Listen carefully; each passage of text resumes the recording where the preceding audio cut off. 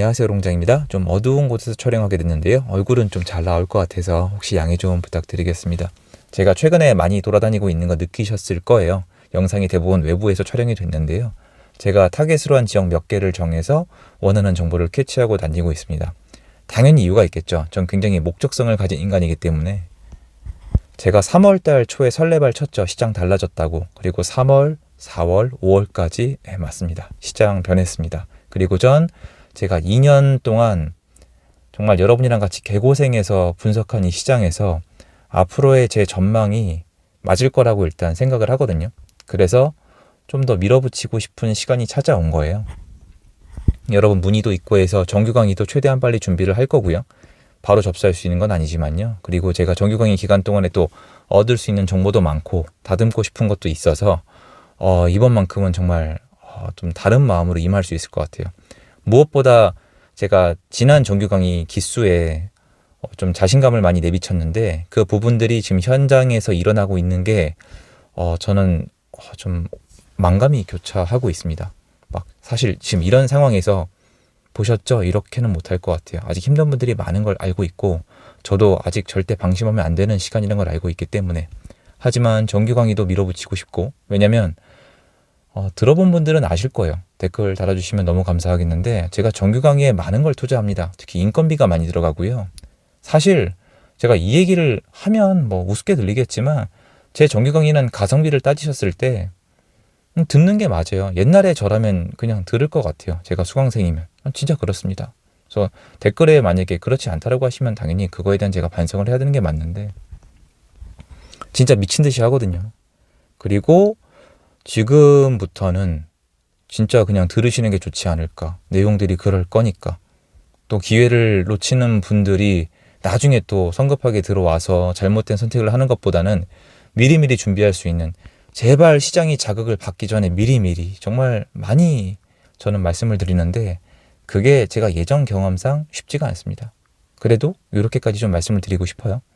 또 비난도 좀 있겠지만요. 그리고 이제 좋은 내용의 출판도 하고 싶고 준비하고 싶고 앞으로의 시장에 자신이 있기 때문에 이런 것들을 밀어붙이고자 합니다. 그리고 당연히 이런 얘기가 나오실 거예요. 이게 또 뭔 개소리냐고. 근데 그거에 대해서 좀 얘기를 하고 싶어요. 의미 있는 내용이에요. 몇 번은 더 할 내용이에요. 뭐냐면은 감성적으로 반응하지 말고 이성적으로 좀 얘기를 해보고 싶어요. 뭐냐면 지금 시장이 아직 제대로 뭔가 뭐 반등이 나오거나 뭐 엄청 좋아지거나 이런 건 전혀 아닌데 제가 왜 이렇게까지 큰 소리를 치냐면은 이거는 여러분들이랑 같이 한번 얘기를 해야 되는 부분이 맞아요. 시장 반등할 수 없다고 했잖아요. 이게 제 말이 맞았죠? 이럴 의도가 없어요. 그게 아니라 여러분들이 부동산을 공부한다면 부동산을 구성하고 있는 요소가 있을 거 아니에요.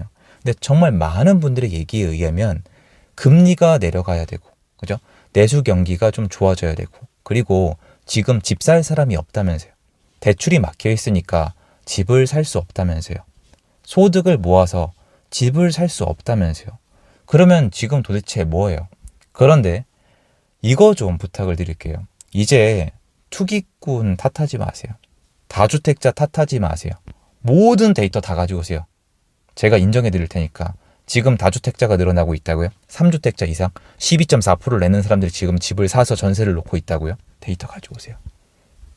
다주택자가 올리는 거라면서요. 사람들이 심리가 투기를 하고 싶지 않으니까 안 산다면서요. 가격이 올라갈 수 없다면서요. 전세는 어떻게 설명할 거예요? 월세는 설명도 안 하시고 매매는 어떻게 설명하실 거예요? 무슨 말이냐면 그분들 설명이 틀렸다고요. 저는 제가 이론이 틀렸던 게 아니라 사건이 발생을 했잖아요. 경제가 무너질 수밖에 없는 금리 급등이 있었고 그 앞에 전쟁이 있었잖아요.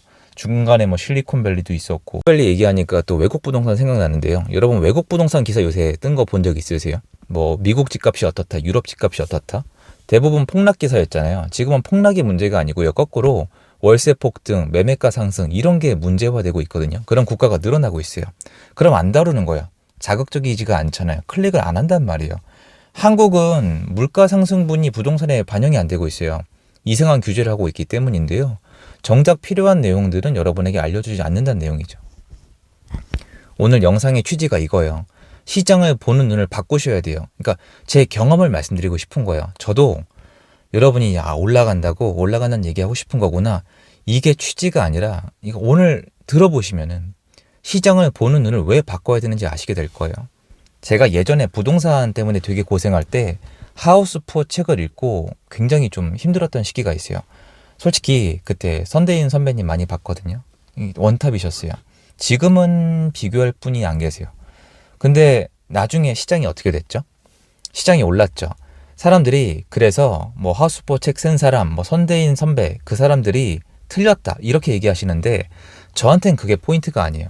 문제는 그분들이 책에 썼던 거랑 했던 내용의 이론이 틀렸다는 거예요. 시장 전망이 틀렸다는 게 아니에요. 전 이론이 맞아야 되는데 거기 있는 이론들이 다 뭐냐면 금리, 내수, 사람들의 집 살 여력 이 얘기예요. 사람들이 집을 살 돈이 없다.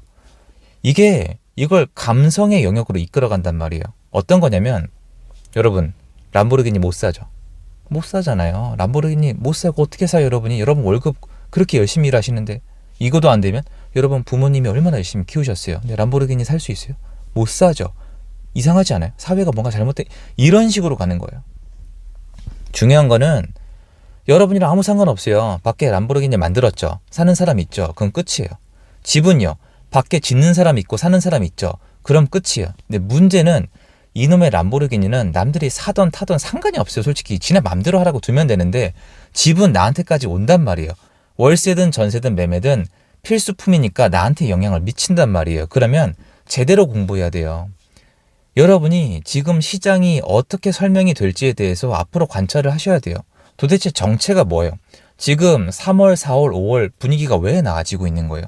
전 하반기 가면 심각해질 수도 있다고 생각을 하거든요. 정체가 뭐예요? 다주택자예요? 투기꾼이에요? 아니면 뭐 금리가 내려갔어요? 도대체 뭔데요? 그럼 이제 설명이 안 되는 거예요. 지금 서울만 거래량이 한 달에 한 4천 건 이상 찍히고 있거든요. 연달아서 3월, 4월, 5월 이렇게 나올 건데 그럼 이 사람들은 도대체 누구예요? 돈이 많은 갑부예요? 돈을 어디서 구해서 온 거죠? 이런 거를 생각을 안 하면은 여러분은 나중에도 또 글로 돌아가요. 거시경제에만 탐닉을 하는 거예요. 거시경제 자체가 예측이 불허해요. 피터 린치가 뭐라 그랬어요? 못 맞춘다 그랬잖아요. 금리, 환율, 거시경제는 못 맞춘다. 좋은 기업을 찾아서 기다린다. 이런 거 많이 얘기했지만 그게 인간적으로 실행이 어렵잖아요. 부동산은 수급을 보셔야 돼요. 수급을 보다가 중간에 사건 사고가 터져서 뭔가 잘못 돌아가게 되면 데미지가 있죠. 역사에 남아있잖아요. IMF도 있었고 카드 대란도 있었고 예전에 뭐 오일쇼크 때는 아파트가 별로 없었죠. 어쨌건 역사적으로 굵직한 사건이 터지면은 영향을 받아요. 왜냐면 부동산이 경제의 일부고 인간들과 연관이 돼 있기 때문인 거지 저는 항상 수급이 더 먼저라고 생각을 하거든요. 제가 열심히 다니면서 보는 게 그런 수급의 움직임이에요. 그런데 예전에 비해서 제가 왜 자신감에 차있냐면 예전엔 수요가 다양했어요. 내 집 마련, 옮겨 타기, 갭 투자 뭐 되게 많았는데 지금 없어요. 그러니까 급하게 파는 사람은 뻔해요. 뭔가 살아남기 위해서 던지거나 아니면은 뭐 내가 이걸 팔고 옮겨 타거나 돈이 필요하거나 이게 다고요. 사는 사람들은 거의 실거주 하는 거 아니면 미리 사놓는 사람? 다주택자가 없단 말이에요. 그러면 수요가 뻔하잖아요. 그러면 이 사람들만 유지가 되면은 추후에 수요가 늘겠어요, 줄겠어요? 늘어날 가능성은 높은데 시장에서 금매를 던지는 사람들이 여러분 이게 이 사람들이 좋아서 던지는 게 아니에요. 엑시트예요. 시장에서 밀려나고 있다고요. 왜냐면 다주택자가 집을 팔았어요. 금매로 팔았죠. 또 살 수 있어요? 못 사요. 12.4% 때문에 못 산단 말이에요. 그럼 이 사람들은 나간 거예요. 다시 못 돌아옵니다. 그러면 확률적으로 금매를 던진 사람은요. 물론 경제가 너무 안 좋고 국가가 망하면 늘어나겠지만 줄어가고 있단 말이에요. 집을 사는 사람들은 늘어나고 있어요. 왜냐면 이 여태까지 집을 안 산 사람들이 많잖아요. 2년 동안에 대기 수요가 쌓여있단 말이에요. 여러분은 인정 안 하겠지만 여러분이 아니라고 남들이 아니에요. 여러분 언젠가 한 번은 집을 사고 싶지 않으세요? 이분들이 나중에 시장에 나와요. 이게 역사라는 거예요. 데이터라는 거고. 그럼 이 사람들이 나왔을 때 금매가 없으면 어쩔 수 없이 호가를 올려갈 텐데 이분들이 한꺼번에 나오면 어떡할 거예요? 그럼 가격 상승이 일어나는 거란 말이에요. 또 똑같이 반복을 하고 있어요. 그럼 이분들이 매매를 안 하게 하고 싶으면은 전세나 월세로 사게 해줘야 되는데 전세나 월세 공급이 지금 제대로 되냐고요? 안 되잖아요. 왜 안 되냐고요? 다주택자가 있어야 공급을 하거든요. 시장이 앞뒤로 다 꼬여 있어요, 지금. 그럼 하반기 시장은 어떻게 되느냐? 둔촌주공 외엔 믿을 게 없는데 둔촌주공도 제가 언론에서 이거 한번 다뤘잖아요, 영상에서. 미리 움직이고 있어요. 그거 하나밖에 없기 때문에. 그럼 둔촌주공 소화하고 끝나고 나면 어떻게 될 거예요? 둔촌주공이 소화가 되는지 어떻게 하냐고요? 무조건 되죠. 역사적으로 대충 비슷한 거 잡아보세요. 잠실 입주 08년도 그리고 18년도에 헬리오시티 입주 이때 어떻게 됐어요? 다 소화됐잖아요. 그럼 헬리오시티가 입주할 때 소화가 안 될 이유가 뭐가 있습니까? 이것도 역사와 데이터잖아요. 그러니까 이런 거를 저는 기반으로 했을 때 역사에 남아있는 사람들의 움직임과 수급을 기반으로 보면은 어느 정도는 예측이 가능하다고 생각을 하거든요. 변수는 있지만. 근데 그게 아니라 여태까지 여러분이 완전히 젖어 있는 예전의 저처럼 그냥 경기가 안 좋아서 사람들이 집을 못 사니까 대출이 막혀 있으니까 이것만 하고 있다가 나중에 언론에서 막 터뜨리고 나면 그때 허둥지둥 움직인단 말이에요. 이미 좀 늦었어요. 집은 산 다음에 2년 있다 판단 말이에요. 그러면 만약에 올해 하반기부터 본격적으로 움직이기 시작하면은 작년에 사신 분들이 진짜 좋아요. 왜냐면 내년에 많이 올라가고 있는 와중에 사람들이 막 사는 와중에 이 사람은 일반 과세로 팔 수 있는 타이밍이에요. 비과세나. 그러면 매도할 때 그냥 팔려요. 매도 잘 되면 당일날 팔려요. 지금처럼 이렇게 고통을 겪을 필요가 없거든요. 또는 재작년에 샀으면 마찬가지죠. 재작년이나 작년에 샀으면 금매가 지금보다 무조건 많죠.